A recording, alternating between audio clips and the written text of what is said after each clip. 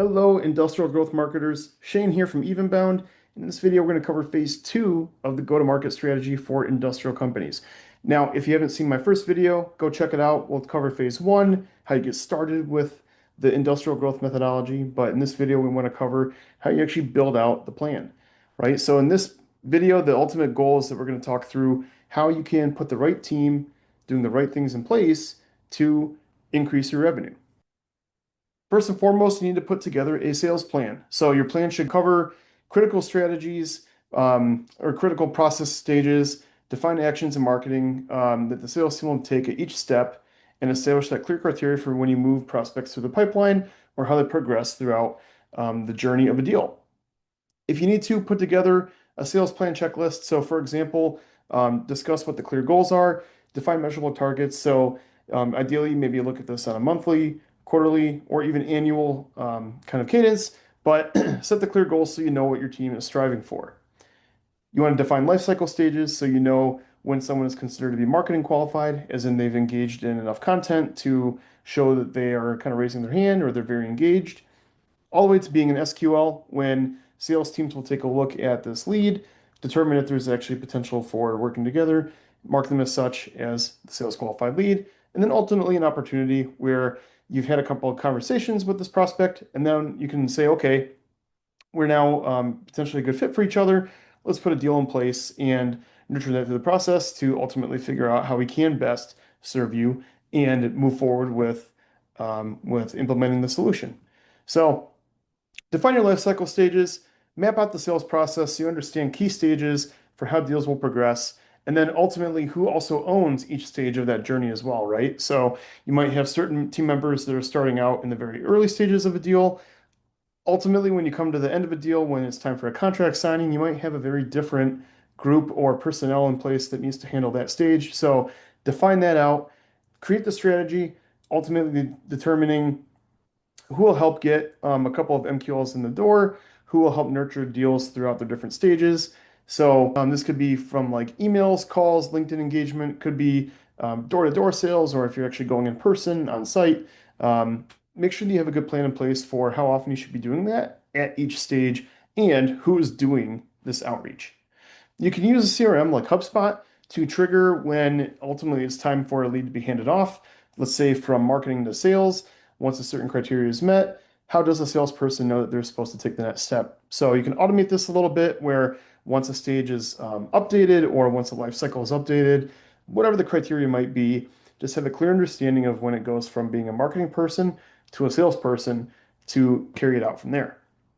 You want to track key metrics such as how often deals are converting, deal velocity, like how fast it can move through the pipeline, if deals are closing, at a certain stage, or if they are, let's say, dropping off at a certain stage. We want to be able to measure when deals are maybe not moving forward, so we can refine our process and determine, hey, if maybe right up until contract signing, everything looks like it's going okay, but now we can't get a deal to sign the contract.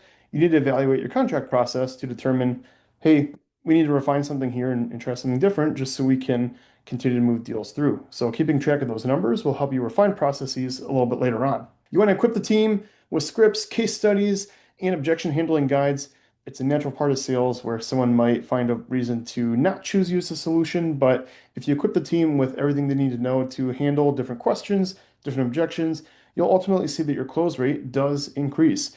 And it's also okay if you find that there are a couple of deals that just are not meant to be. You'll identify, hey, at what point are we just not a fit anymore? And then we can ultimately push that opportunity aside and focus on one that might be a good fit. Lastly, you need to optimize and iterate. So review the data, refine the processes. You might want to do a process refinement potentially quarterly, maybe twice a year, maybe annually, but don't go too long where let's say you set one process in 2025 and you don't reevaluate it for another 2 years. You're going to be missing a lot of time. A lot of money might be on the table. A lot of opportunity might be on the table where if you have a broken part of your process and you don't adjust it, you're going to be kicking yourself, honestly, if you come back and realize, oh, wow, had we just done this one tweak and looked at the data, we could have closed so much more and really created more opportunity for the company. You want to take a look at your CRM, right? So the beautiful thing to make this work is that you need to combine strategy and technical. So in the first video, we already talked through a lot of branding and strategy. In this video, we're talking through some of the technical pieces with your CRM, putting systems in place, putting processes in place, getting the right data. Ultimately, the intersection of strategy and technology is where the GTM magic happens, and that's where Evenbound puts a lot of focus. We are in the world of AI. It's definitely not a new thing these days to hear about how AI is aiding marketing automation or sales enablement. So, as we move forward, just think about more how you can use AI to potentially learn your selling style, learn your processes, and as you add additional prompts and ask more information, the AI agents will be a little bit more helpful for you as you're, let's say, writing new sales copy or trying to think through how you put together a certain scope. Don't hesitate to use these, and ultimately, I'd encourage you to create a custom GPT for your company or create a custom GPT for each service line that you offer. So ultimately, the agent has a very narrow focus and can help you and your team really figure out the right way to put messaging or to put a prompt, into the agent and then get a better result, get a better outcome. And it's going to require less human intervention to edit some sort of strategy or whatever it might be that you're asking the agent to produce.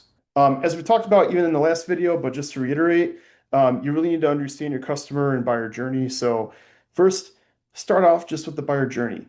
Think about the customers as they're moving away from awareness into consideration, then consideration into decision. What are the different touch points that they're going to have? How do they research things? What influences their choices? Identify the different milestones that they'll need to take to convert. Think through like, are they going to talk with marketing, talk with sales, maybe the customer service team? What are all the things that might happen that can influence the next time they spend a dollar with your company? Define the journey. So think about how does sales transition them to delivery? How quickly do they see value? Like, do they see the value right away? Is there typically like a waiting period? Identify all those things, and then just how you can ultimately make a happier customer by maybe adding a couple of new touch points, right? If there's a delay between when a contract is signed and your engagement can start with them, add a couple more touch points just so they continue to see the extra value and they feel very comfortable in why they chose working with you. You also need to put together a marketing plan. So think through all the different channels that someone really could find with you, right? Or find you through. So in this case, we could say outbound marketing. Think about your personalized outreach through one-to-one emails, target the right person at the right time with the right message. With your outbound strategy, you need to think through like how do people want to be found or connected with, especially if they didn't initiate the conversation. So you need to have a really good hook, find a really good way that says, hey, I know you have this problem, check this out. Check out maybe without selling too hard, check out maybe like something that can help answer a question of theirs, or it could be some sort of guide. Answer for them like where like maybe an industry trend is going, so they can feel like they're equipped to stay on top of where the industry is, and then they'll keep you top of mind when they need to make a choice about ultimately like who will maybe scratch the next itch that they have, who can maybe fill the next order, or who can help carry them forward as they are also trying to navigate in their business. Inbound marketing, this one's obviously transitioning quite a bit these days, but you want to make sure that you're attracting the right audience, engage with prospects through optimized and personalized content, and then convert those leads with strategic messaging that aligns with their needs. So no longer are you supposed to do just blanket messaging. If you can, segment your audience as much as possible, and then based on what you know about them, if they have a specific problem or a specific interest, send them the content that's based on that problem or interest. You'll probably see that you have higher conversion rates. Dark social is a new thing too, right? Where social refers to the untracked ways, or dark social refers to the ways that contacts are like untracked or just an untracked way of engaging with your brand. Could be LinkedIn, could be podcasts, could be a Slack group, word of mouth. It's really hard to track this stuff, but you just want to make sure that your brand is present everywhere that it's really relevant. You have a nice and polished brand and that everything is consistent. So regardless of where people are talking about you, you will easily be found. Or like easily understood, and there's no question about like if someone can really build trust with you or not. Lastly, consider paid advertising. So targeting audiences is so much harder these days, but it's okay to just have a niche. You want to drive higher value conversions, not just traffic. You want to have the CRM in place so you can actually measure ROI. And then last but not least, align the messaging with industry pain points, and you'll see those conversion rates increase. Last but not least, you can use a CRM to track referrals.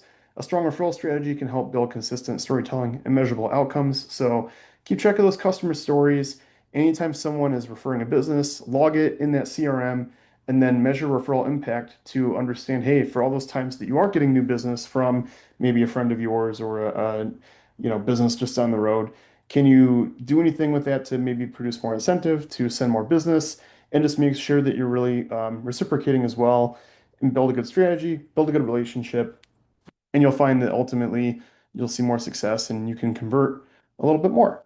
So that's really it for this video in terms of the industrial growth methodology, talking through phase two, how you can go ahead about building your plan.